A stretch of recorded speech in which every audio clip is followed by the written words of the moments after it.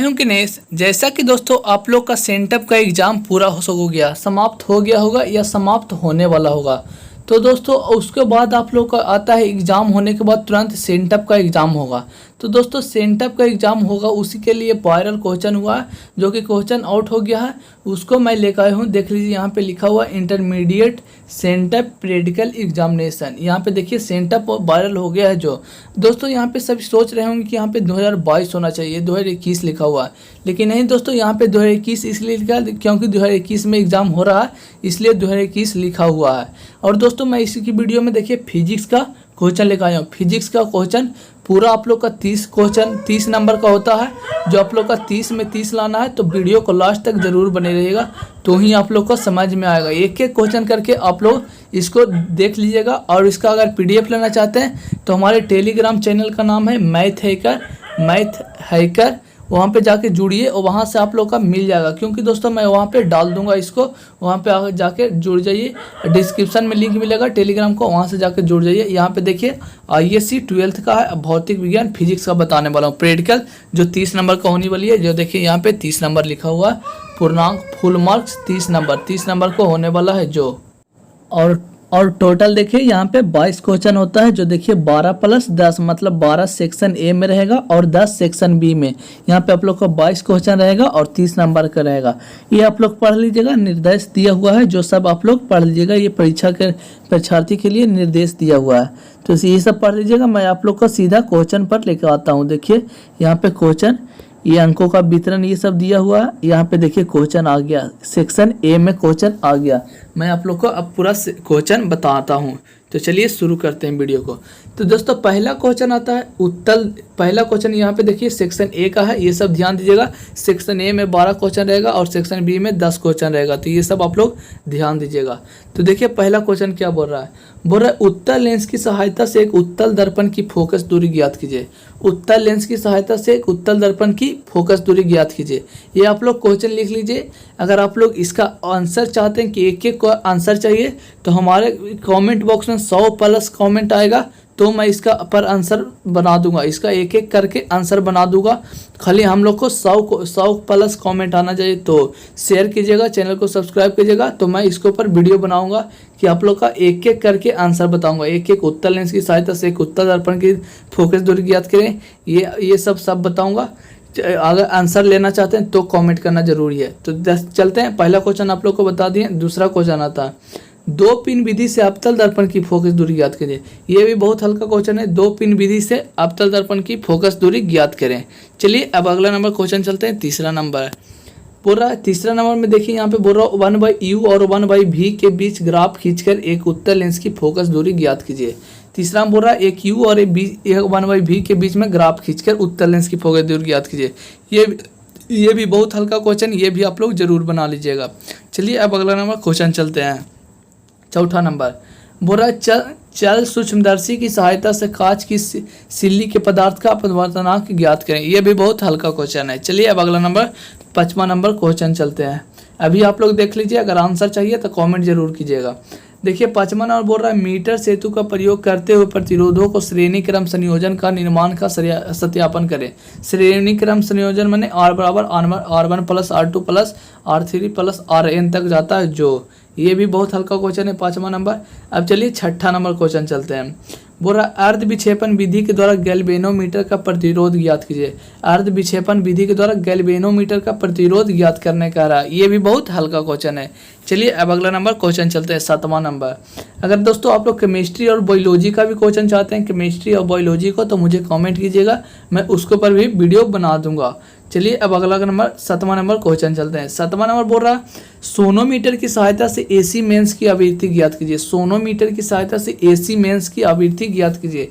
ये भी hard question नहीं है उतना जितना कि रहना चाहिए, ये भी बन जाएगा इसको। अब चलिए 8वां नंबर क्वेश्चन चलते हैं। 8वां नंबर बोल रहा है जेनर डायोड का गुणधर्म वक्र खींचे। जेनर डायोड का जो गुणधर्म होता है उसका वक्र खींचने कह रहा है, मतलब उसका कर्व खींचने कह रहा है। तो आप लोग इसको भी खींच लीजिएगा। चलिए अब अगला नंबर क्वेश्चन चलते हैं। 9 नंबर बोल रहा है 9 नंबर में देखिए यहाँ पे पर्श डिस्क व्यास स्थिति में PN संधि का IV गुणधर्म वक्र खींचे। पर ये भी बहुत हल्का क्वेश्चन, उतना हार्ड नहीं क्वेश्चन है। Draw the IV characteristic curve और पीएन जंक्शन इन रिवर्स बाइस। चलिए अब आप लोग को चलते हैं। रिवर्स बाइस में लाइन करंट नहीं प्रतिरोध होता है, जो वाला मतलब कि करंट नहीं पास होता है। चलिए आप लोग को 10 नंबर क्वेश्चन चलते हैं। 10 नंबर दिखाते हैं। विभवांतर और धारा के बीच ग्राफ खींचकर इसे दिए गए तार का प्रति सेंटीमीटर प्रतिरोध ज्ञात करें। ये सेंटीमीटर प्रतिरोध ज्ञात करना है विभवांतर और धारा के बीच ग्राफ खींचकर। ये भी हल्का क्वेश्चन है, उतना हार्ड नहीं है। अब चलिए 11 नंबर आता है क्वेश्चन। 11 नंबर आता है मीटर सेतु की सहायता से दिए गए तार का प्रतिरोध ज्ञात कीजिए। ये भी उतना हार्ड क्वेश्चन नहीं है, ये भी आप लोग से बन जाएगा। चलिए अब 10 नंबर चलते हैं। 10 नंबर बोल रहा आई डेल्टा ग्राफ द्वारा कांच के प्रिज्म के न्यूनतम विचलन कोण ज्ञात कीजिए। यहाँ पे देखिए आई और डेल्टा के द्वारा कांच के प्रिज्म के न्यूनतम विचलन कोण ज्ञात करना है। ये भी हल्का क्वेश्चन है, उतना हार्ड नहीं है। अब देखिए दोस्तों यहाँ पे 12 क्वेश्चन खत्म हो गया। सेक्शन ए का 12 क्वेश्चन खत्म हो गया। अब सेक्शन बी का 10 क्वेश्चन आए, इसको में 10 क्वेश्चन रहता है। तो चलिए आप लोग का अब 10 क्वेश्चन सेक्शन बी का दिखाते हैं।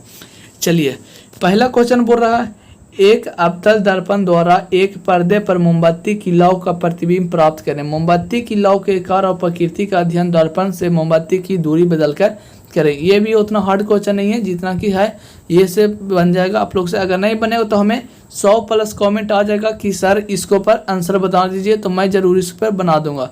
तो चलिए अब आप लोग का दूसरा नंबर क्वेश्चन चलते हैं। दूसरा नंबर बोल रहा है किसी कांच की सिल्ली की पर झुकी हुई आपतित किरण का अपवर्तन और पार्श्वीय विस्थापन का अवलोकन करें।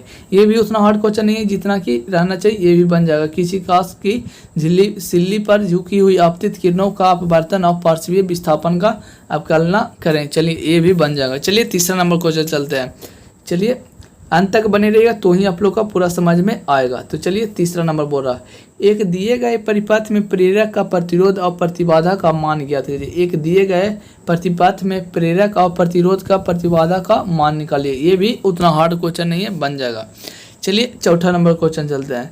चौथा बोल रहा है एक LDR पर प्रकाश की तीव्रता का प्रभाव का अध्ययन स्रोत की दूरी में परिवर्तन के द्वारा करें। एक LDR पर प्रकाश की तीव्रता का प्रभाव का अध्ययन स्रोत करने का दूरी के परिवर्तन में। चलिए ये भी बन जाएगा आप लोग को। चलिए 5वां नंबर क्वेश्चन चलते हैं। बोल रहा है एक मल्टीमीटर, देखिए यहाँ पे एक मल्टीमीटर की सहायता से ट्रांजिस्टर के टर्मिनल को पहचान दें। ये भी उतना हार्ड क्वेश्चन नहीं है जितना कि रहना चाहिए, ये भी आप लोग से बन जाएगा। एक मल्टीमीटर की सहायता से ट्रांजिस्टर के टर्मिनल को पहचानना। चलिए अगला नंबर क्वेश्चन चलते हैं। छठा नंबर बोल रहा है एक पतले रेखा छिद्र की सहायता से प्रकाश के ध्रुवन का अवकलन करें। एक पतले रेखा छिद्र की सहायता से प्रकाश के ध्रुवन का अवकलन करने, पोलराइजेशन ऑफ लाइट का अवकलन करने का रहा थीन स्लाइट के ऊपर। चलिए अब लोग 7वां नंबर क्वेश्चन चलते हैं। देखिए 7वां नंबर बोल रहे एक पतले रेखा छिद्र की सहायता से प्रकाश के विवर्तन पैटर्न को समझाइए, प्रदर्शित करिए या समझाइए, दर्शाइए। ये सब एक ही होता है। एक पतले रेखा छिद्र की सहायता से प्रकाश के विवर्तन पैटर्न को दर्शाइए। चलिए ये 7 नंबर तक क्वेश्चन हो गया। 3 क्वेश्चन और बचेगा, उसको मैं भी दिखा देता हूँ। देखिए यहाँ पे 3 क्वेश्चन। बोल रहा 8वां नंबर, देखिए यहाँ पे 8वां नंबर है। बोल रहा एक मिश्रित संग्रह परिपथ में से डायोड, ट्रांजिस्टर, IC और प्रतिरोधक को अलग अलग पहचाना है। एक मिश्रित संग्रह परिपथ बनाना है जिसमें डायोड और ट्रांजिस्टर और IC और प्रतिरोधक को अलग अलग पहचानना है। ये भी उतना हल्का हार्ड नहीं है, ये भी बन जाएगा। डायोड का साइन ऐसे होता है, ये तो आप लोग को पता ही होगा, और ट्रांजिस्टर का ये सब होता है, वो इतना हार्ड नहीं है जितना आप लोग समझ रहे हैं। चलिए अब आप लोग को 9 नंबर क्वेश्चन चलते हैं। आप लोग का अगर आंसर चाहिए तो कमेंट कीजिएगा, मैं तो बोल रहा हूँ इसमें। चलिए 9वां नंबर एक मोमबत्ती की लौ का उत्तल लेंस द्वारा एक पर्दे पर प्रतिबिंब बनाइए। लेंस से मोमबत्ती की लौ की दूरी बदलकर एक प्रतिबिंब के आकार और प्रकृति का अध्ययन करें। ये भी बन जाएगा, उतना हार्ड क्वेश्चन नहीं है। एक मोमबत्ती की लौ का उत्तल दर्पण द्वारा प्रदर्शित करने का रहा। चलिए आप लोग का 10 नंबर क्वेश्चन चलते हैं। 10 नंबर बोल रहा है एक घरेलू परिपथ का संयोजन करें जिसमें 3 बल्ब, 3 ऑन ऑफ स्विच और एक ऊर्जा स्रोत हो। ये भी उतना हार्ड क्वेश्चन नहीं है, ये भी बन जाएगा। तो दोस्तों उम्मीद करता हूँ आप लोग को वीडियो पसंद होगी। वीडियो पसंद है तो वीडियो को लाइक जरूर कीजिएगा। अगर आप लोग केमिस्ट्री और बायोलॉजी का चाहते हैं तो कमेंट कीजिएगा, मैं उसके ऊपर भी वीडियो बना दूंगा। और चैनल को सब्सक्राइब जरूर कीजिएगा और 100+ कमेंट कीजिएगा तो मैं इसका आंसर भी ला दूंगा। तो उम्मीद करता हूँ आप लोग को एकदम अच्छे से समझ में आएगी वीडियो। एक एक करके PDF लेना चाहते हैं तो मैथ हैकर टेलीग्राम से जुड़ें। अंत तक देखने के लिए धन्यवाद। जय हिंद जय भारत। मैथ हैकर का लिंक डिस्क्रिप्शन में मिला रहेगा। तो अंत तक देखने के लिए धन्यवाद। जय हिंद जय भारत।